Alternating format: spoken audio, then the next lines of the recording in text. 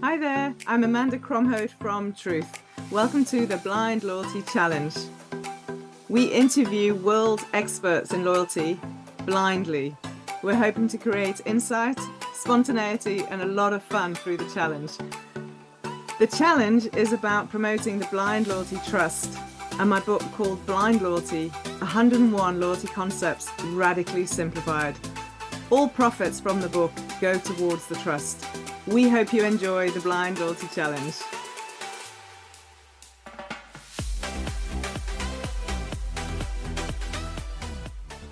So here we are with another Blind Loyalty Challenge, and on the other side of the screen is an extremely good friend of mine. We go back, goodness, Andrew, 30 years, I think. So we have Andrew Shelton.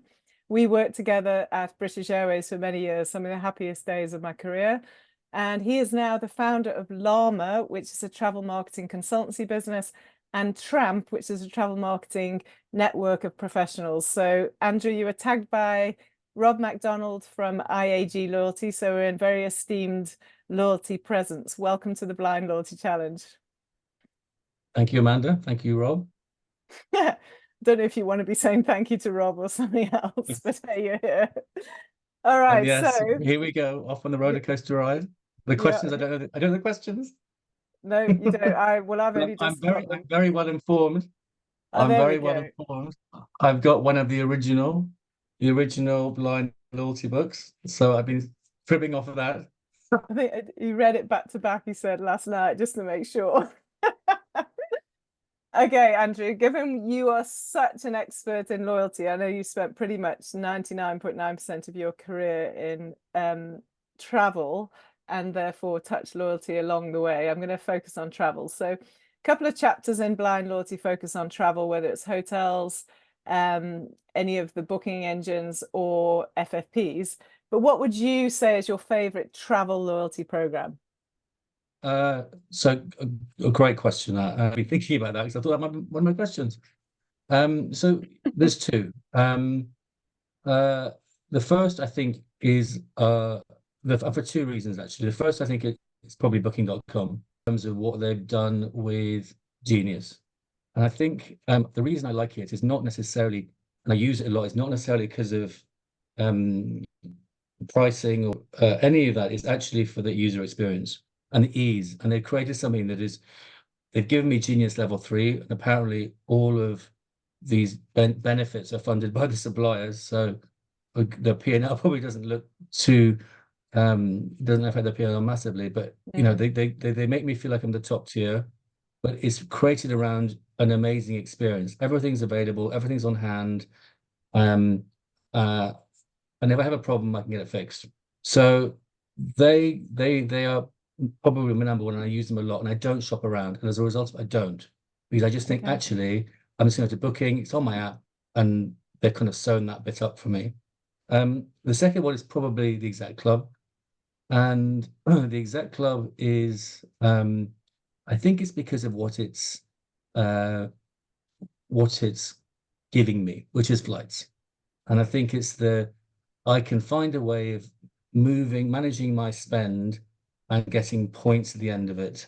And that gives me a good experience at the end of it.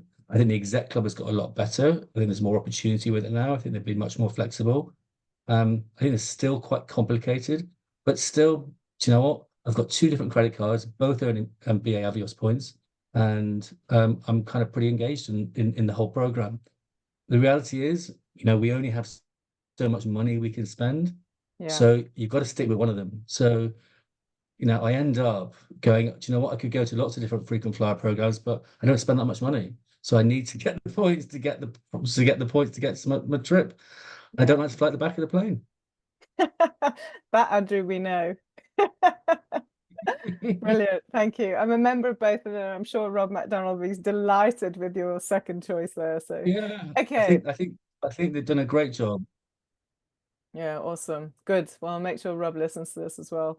So chapter 59, actually, you've mentioned on both of those programs the tiers. So travel loyalty is very dominated by tiering, and we talk a lot about it in the Blind Loyalty book on chapter 59. What would you say is one of the biggest problems with tiering in loyalty programs? the disappointment of not getting there. And, you know, yeah, it is, I think if you are not quite at the top, you feel like, oh, well, I'm missing out. I think I do feel a bit like some of the hurdles sometimes to get into the top tier are mean that if your lifestyle changes. So, for example, in airlines, if your lifestyle changes and you stop flying for corporate reasons, you've pretty much lost your tiering unless you're very wealthy. Yeah.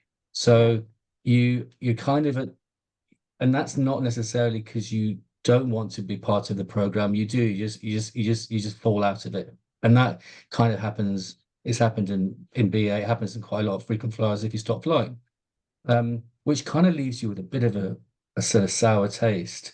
And it'll be interesting to see as I'm gradually falling up down the tiers, and I'm not doing so much corporate flying. It'll be interesting to see if I disengage with that program because actually the benefits are going. And if things like lounge, which was kind of a big one, I can buy a Yeah. lounge access at most airports now. So, is the benefit of being a member eroding? And so, Yeah. that's probably the main one for me. Yeah, you're absolutely right. And the key is how do you create that stickiness as people change? You're absolutely right. As people move certainly out of corporate into independent roles or stop Yeah. working entirely, once if you've worked your entire life as a corporate and And reached the top tier and then you retire, it's a bit of a tragedy to go tumbling down the tiers.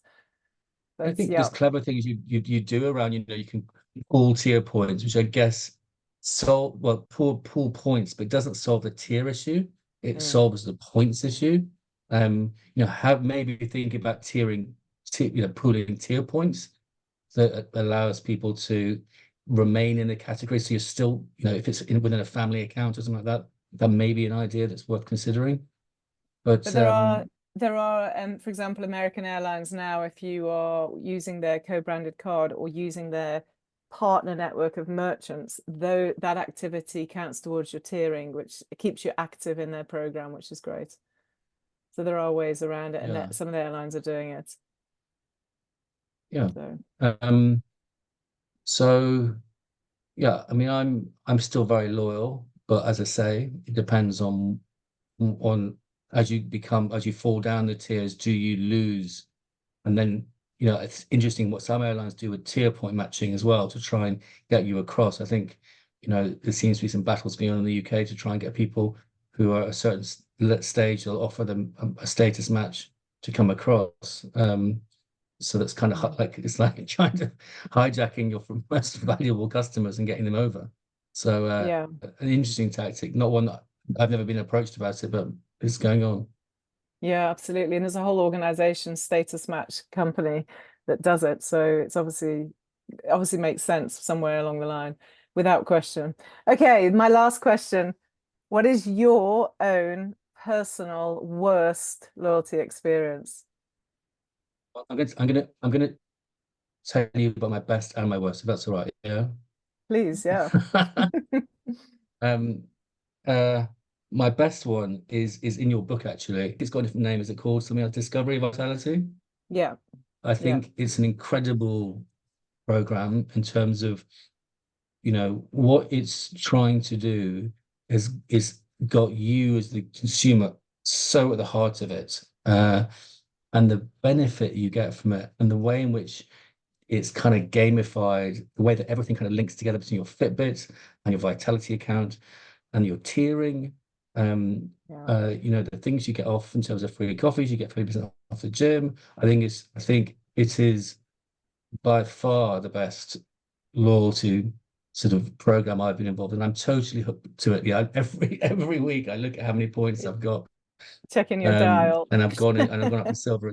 Yeah, and have I got a free coffee this week? And also, I think from a B2B perspective, as a corporate benefit from a B2B, because we get it through the company, it's hugely motivating to be able to offer employees something like that, which is actually looking after the long-term health as well as insuring them. Yeah, So exactly. I think that is my number one.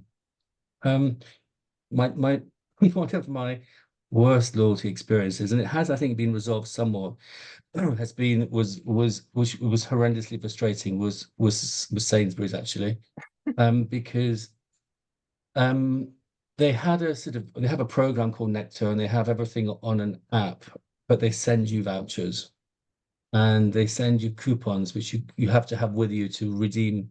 This Yeah. I think might have changed, but basically what it meant was that there was a complete disconnect between sort of the tech side of it, and then was obviously a different part of the business printing out money off coupons, saving coupons.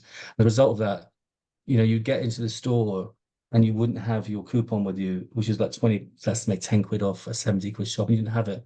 Well, that was it. You were stuck. Yeah. Yeah, I mean, no way you could forward. go back and get it later, but it was just an example for me of where the left hand and the right hand were not talking to each other. And and it would constantly frustrate me when they would send me this stuff with the post and I go, but I've got a card.